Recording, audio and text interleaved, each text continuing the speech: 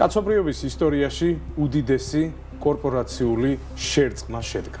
ამ შემთხვევაში საუბარი გვაქვს ერთ ადამიანზე, რომლის გარეშეც ფაქტობრივად ასეთი რაღაცები წარმოუდგენელია, საუბრობთ ილონ მასკზე, რომელმაც აიღო კოსმოსური კომპანია SpaceX-ი და ხელოვნური ინტელექტის კომპანია XAI და უბრალოდ შერწყა.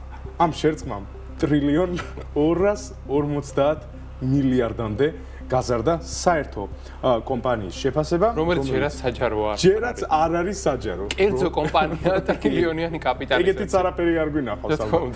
ნუ აი, წარმოუდგენელი მოვლენები ვითარდება 2026 წლის დასაწყისში, თუ წინა წელს ალბათ 90 მილიარდიანი გარიგება იყო ყველაზე დიდი ამბავი, ილონ მასკმა უბრალოდ ჩააბარა წარსულს ყველა წინა შერწყმა თუ გარიგება. აქ მნიშვნელოვანია აღინიშნოს რატომ აკეთებს ამას ილონ მასკი და რას მოიცავს საერთოდ ეს გარიგება. უპირველეს ყოვლისა უნდა ვახსენოთ, რას აერთიანებს XAI და SpaceX. XAI-ში ალბათ ბევრი ადამიანი შეიძლება დავიწყებოდა, მაგრამ XAI-ში გაერთიანებული არის Grok-ი, ხელოვნური ინტელექტის მოდელი, X-ი, იგივე Twitter-ი და თვითონ როგორც ასეთი კომპანია, რომელიც თლიანად ქმნიან ხელოვნურ ინტელექტზე გათვლილ თელ აი ამ ინფრასტრუქტურას.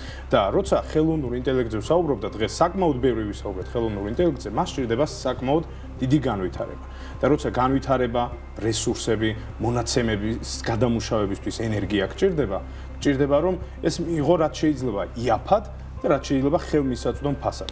ხო და ილონ მასკმა იფიქრა და რაღა ასე ვთქვათ დედამიწაზე ვაშენო ობიექტებიო და გადაწყვიტა რომ SpaceX-ის დახმარებით პირდაპირ კოსმოსში გავიდეს და ორბიტაზე გაუშვას 100,000, ნუ ამბობს რომ მილიონი, მაგრამ მაგდენის უფლებას არავინ არ მისცემს და აბინძურებს მთელ ორბიტას, მაგრამ 100,000 სატელიტი გაეშვება.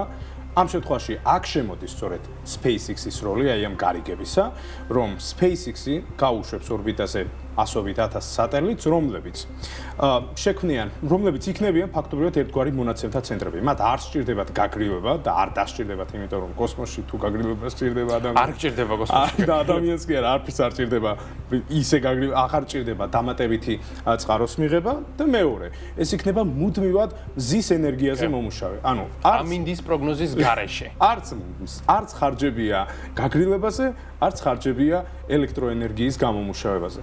შესანიშნავი მოდელი აქვს შექმნილი, რომელსაც სხვათა შორის ჯეფ ბეზოსი ძალიან ეჭვის თვალით უყურებს და ცოტა ხნის წინ მოვისმინეთ Blue Origin-ის κρიტიკა, რომ ეს ძალიან არარეალისტურია, თუმცა ილონ მასკის twins ვერაფერს ვერ დაუსვი. ამ ადამიანთან არარეალისტური არ არსებობს სიტყვა, ასეთი რამ არ არსებობს. მასკი რასაც იტყვის, შეიძლება თავიდან უბრალოდ სასაცილო ჟღერდეს, შემდეგ უბრალოდ აბსურდულად გვეჩვენება, შემდეგ უბრალოდ ზვირად გვეჩვენება და ბოლოს რეალობად იქცევა. Starlink-ზე ზუსტად ასე იყო. ყველას ეგონა რომ რაღაც კოსმოსური სატელიტური ინტერნეტი არასოდეს არ იქნებოდა, მაგრამ დღეს უკრაინაში ყველა მაგას იყენებს, შესაბამისად მასკს შეუძლია აბსურდული გეგმების განხორციელება. და ამას აუცილებლად განახორციელებს თუ იმ მოცულობით არა რაც აქვს დაგეგმილი, მარტივად შეგვიძლია ვივარაუდოთ, რომ Grok-ი უახლოეს მომავალში თუ არა რამდენიმე წელიწადში სერიოზული კონკურენტი გახდება ყველა სხვა AI კომპანიის იმ მარტივი მიზეზის გამო, რომ მას ექნება უზარმაზარი მონაცემთა ცენტრები თანაც ორბიტაზე. მოკლედ, ძალიან საინტერესო